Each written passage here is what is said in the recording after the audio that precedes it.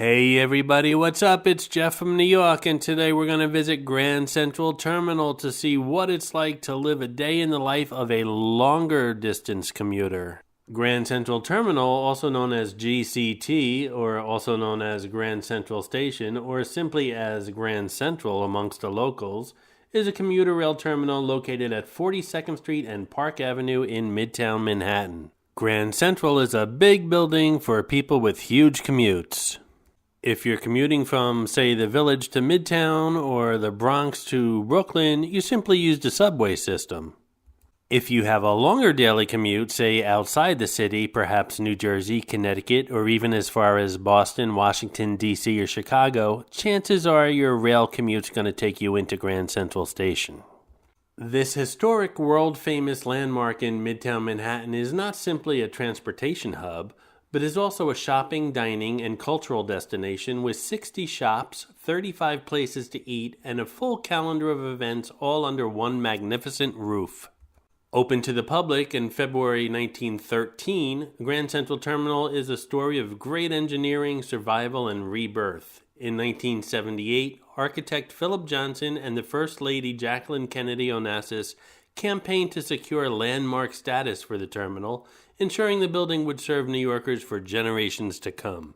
Grand Central is one of the country's great architectural achievements and New York City's unofficial meeting place, with thousands of people choosing to meet friends and loved ones every day at the opal-faced main concourse information booth clock. Hailed as a temple to the everyday commuter, this cathedral-like building was constructed to honor the public. Let's not waste any time. We have people to see, places to go, and trains to catch.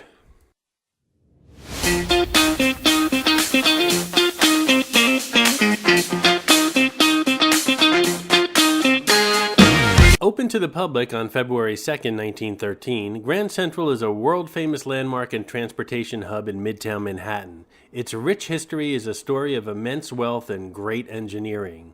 Today, the Beaux Arts landmark is a retail and dining destination, as well as home to the MTA Metro-North Railroad and a subway station serving the 4, 5, 6, 7, and S subway lines. Grand Central Terminal goes by many names, including Grand Central, the Terminal, and GCT. Just don't call them Grand Central Station. That actually refers to the post office down the street or the subway station that runs below the building. One of Grand Central's main attractions is the four-faced opal clock that sits in the center of the main concourse above the information booth and is often the meeting place for visitors and locals alike. You know you're a real New Yorker when you've told a friend to meet me at the clock. With over 750,000 visitors a day, Grand Central Terminal is one of the most visited destinations in New York City, second only to Times Square.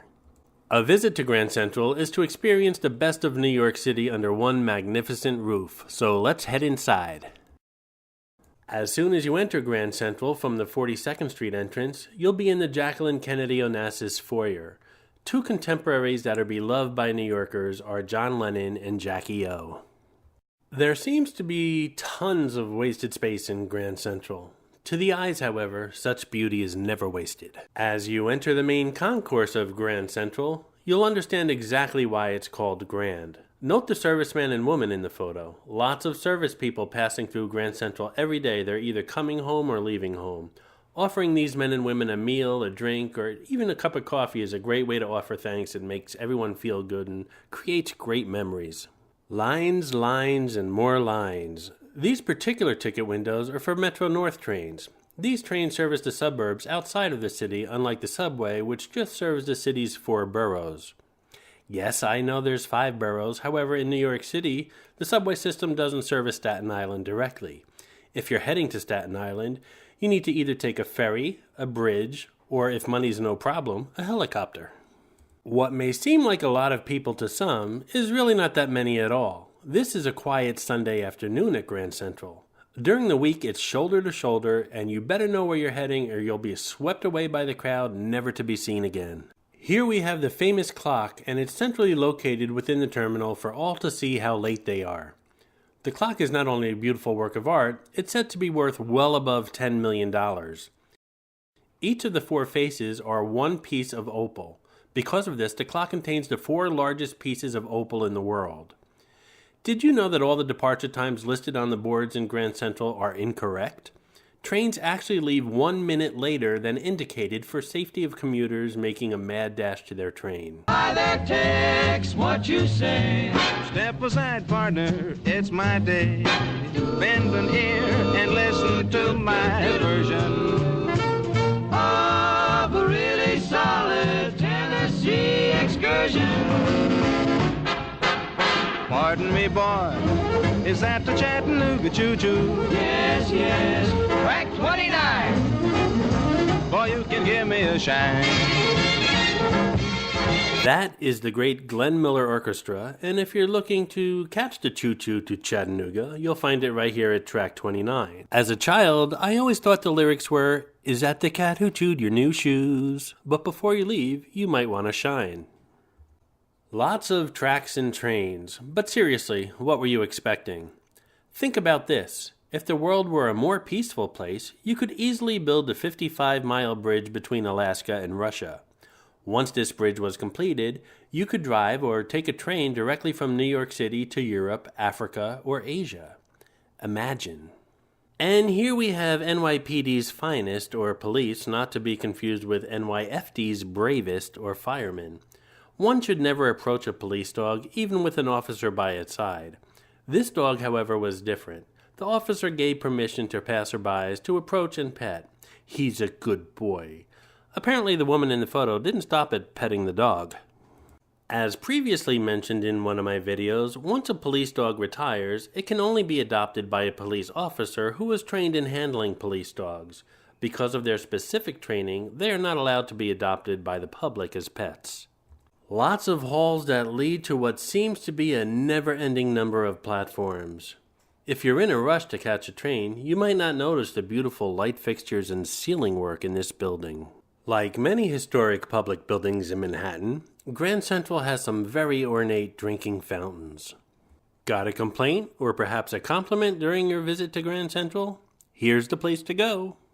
Here is the Biltmore Room and some newsstands. Normally a very busy area, but not a soul to be seen in this part of Grand Central on a Sunday afternoon.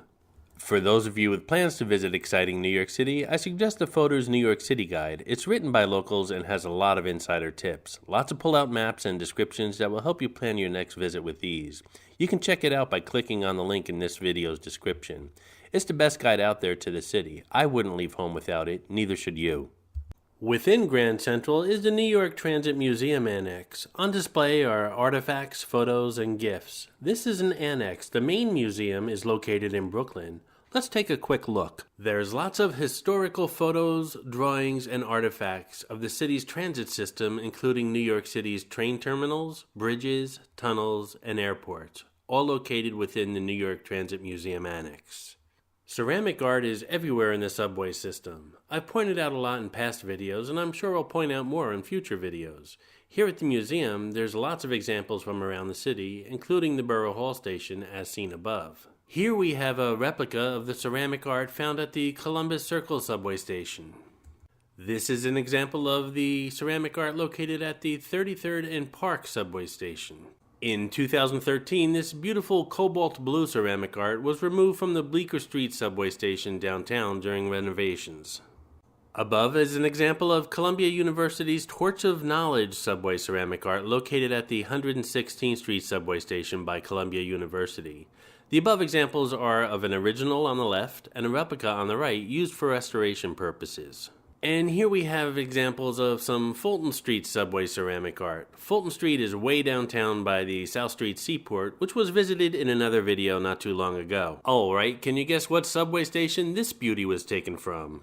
The cool thing about the museum gift shop is it has items that you just can't find anywhere else. How about a t-shirt with your favorite New York City subway line for those of you who feel a strong need to represent? Perhaps some real ceramic subway art for your home. The ceramic art can be hung as is, framed, or if you're hardcore, installed into your existing ceramic work. Nice jewelry and desk items as well. I told you this stuff was cool. Grand Central has its own mall. While you're waiting for your train, you can shop for clothing, housewares, gifts, just about anything. Grand Central Market is a gourmet food store. Many of the departments are kiosks of famous gourmet shops located elsewhere in the city and covered in some of my other videos here. Let's go in and check it out. Name any gourmet item and you'll be sure to find it here at the Grand Central Market. There's a huge variety of gourmet items here. This is Murray's Cheese. Their main shop is in the West Village, and if you check out my West Village video, you'll see their large store down there. If you're a cheese lover like me, you'll find just about anything here. Not sure if you like something? Just ask for a little sample. Grand Central Market has a nice variety of meat and seafood. Those kebabs look really good. I haven't had a kebab in years. If you have a long ride home, just ask the butcher or seafood monger to put your order on ice. I'm sure they'll oblige. Who would have thought Grand Central Market would have some of the freshest fruit and produce in the city? Well, they do, and a huge variety at that. Zarro's is one of a few bakeries inside Grand Central Market. They're family-owned since 1927. This kosher bakery has the usual fare, but is known by locals for their black and white cookies. I know them for making one of my favorite deli sandwiches. Just stay tuned, and in a couple moments, you'll see what I'm talking about. If it's a sweet tooth you have, check out Lilac Chocolatier. They consider themselves stubbornly old-fashioned. I consider them just a little too sleepy. While you're shopping for dinner, why not pick up some fresh-cut flowers to dress up the dinner table? Like I always say, New York City has the best fresh-cut flowers in the world. Jacques Torres is known for chocolate. A while back, I visited his shop in the West Village. Check out that video. In Grand Central Station, you can find an ice cream bar serving not only ice cream, but shakes, floats, and sodas as well. There's many flavors, but remember, Jacques is all about the chocolate. This all looks delicious and very tempting, but I don't feel like shopping and going home and cooking tonight, so I'm going to head downstairs for some ready-to-eat items. As we head downstairs, it's like a huge gourmet food court. Who would have thought at the basement of a train station? And check out the public seating. It looks like an old train car. If you're a subscriber to my channel, you know that I love pizza. And Two Boots is one of my favorite places. They have many locations in the city, and several have been visited and mentioned in several of my videos. The name comes from the shapes of Italy and Louisiana. By the way, I've never heard anyone say, I don't like pizza. Have you? In any event, I'm going to pass on it today because, like I said earlier in the video, I have my mind on a sandwich from Zarro's and I'm going to start heading over there. I came across this build-your-own steak sandwich place. The staff will carve the steak in front of you and add toppings that you request. This has got to be one of the best-looking steaks I've seen in a while, perfectly cooked and juicy. The carving block sits on a heated platform, keeping the steak a perfect and safe temperature.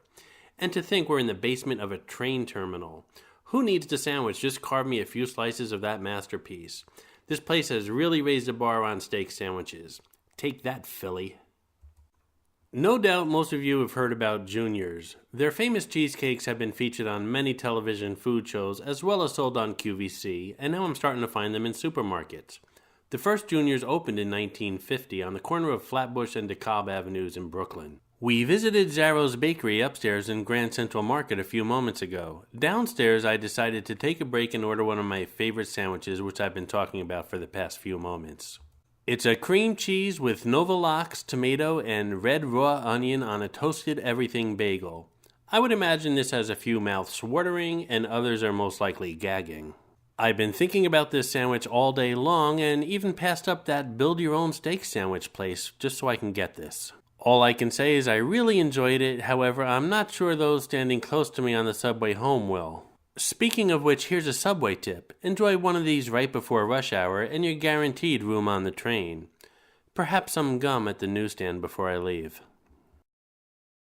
This New York video has been brought to you by Audible, the world's largest selection of audiobooks. Listen anytime, anywhere you like to professionally narrated audiobooks, including bestsellers, new releases, sci-fi, romance, classics, and many, many more. Click on the link in this video's description for a free 30-day trial. As part of the trial, you get 2 free audiobooks to start with and 30% off any future audiobook purchases. Cancel anytime. Your books are yours to keep even if you do cancel. It's a great deal and you have nothing to lose by trying it out.